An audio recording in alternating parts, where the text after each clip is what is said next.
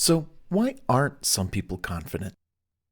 As my tree analogy describes, if the plant or tree doesn't get healthy soil to grow in, enough water, enough sunlight, perhaps some helpful plant food which acts as a primary nutrient source for plants, but instead the tree gets a turbulent environment and a lack of all that helps foster a healthy growth cycle for such plant or tree over the years, then you can imagine that plant or tree is going to have a difficult time growing and blossoming into the most healthy version of itself possible, period.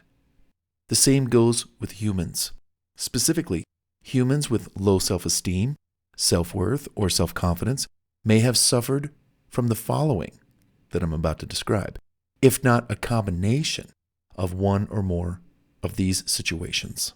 And as I read these off to you, ask yourself, gee, that sounds like me. Is that me? Or does this sound like somebody I know? Thanks for pointing this out, Bart. I'm going to go pay a little attention to this person. I'm going to see to it that they don't suffer from what I'm about to share with you. So specifically, humans with low self-esteem, low self-worth, low self-confidence may have suffered from the following, if not a combination of one or more of these situations. They didn't grow up in a positive home environment. They didn't have positive role models, mentors, parents, coaches, or guardians to help guide them through life's upbringing stages. They were never encouraged to study, given the right academic opportunities as other kids might have had, and grew up not knowing how to read very well, do simple math, have an understanding of some of the basics in geography, sociology, writing, and English, among other important academic studies. They never got to participate in any variety of after-school extracurricular activities, which teach so many valuable lessons in life, such as the value of teamwork, hard work, dedication, stamina, endurance, commitment, dealing with the wins and losses, successes, and failures that life does bring everybody. They were exposed to horrible, terrible, and detrimental circumstances that might have led to either them breaking the law, getting in trouble, and possibly serving time, whether as a juvenile or an adult, or someone close to them experienced such that might have traumatized the young soul. Perhaps their health wasn't cared for as well while growing up or even living as an adult.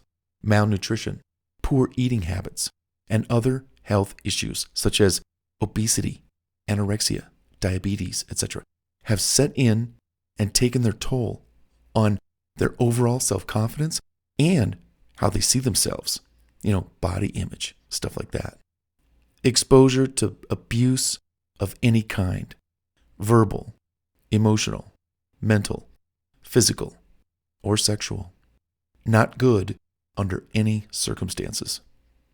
Then, as a child, teenager, young adult, there's bullying, peer pressure, being made fun of, not fitting in, not being included in with others, not being chosen or picked, not being approached or asked out, not being attractive according to the standards set by other people, nearby to them. You name it. Did I miss anything? Maybe I have, but I think you get my point here.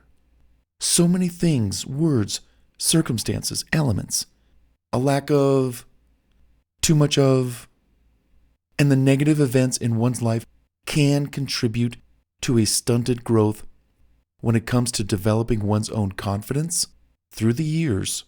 At least that's what I've seen and observed in others throughout my lifetime. What say you? So, for me, these are just some of the sources that attack someone's potential to have a good level of confidence about them. And that's part why I wrote the book, Lethal Confidence. We're going to attempt, with all this great knowledge and information inside this book, hopefully, to turn some lives around, right some wrongs, get some people thinking, yeah, Cool, Bart. Thanks for breaking this down. I'm on it. I'm going to do it. Yeah. Stuff like that. Hey, if you know of anyone or yourself going through some of these things that are sabotaging your self-confidence, etc., do what you can to stop it. Put it into it. Put your foot down. Stand your ground. Get some help. Do what needs to be done. One way or another, you're going to feel the pain. You might as well choose what's best in your interest and the interest in that person you love, care about, etc. Wow. All right.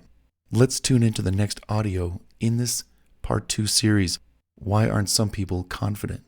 Let's check it out.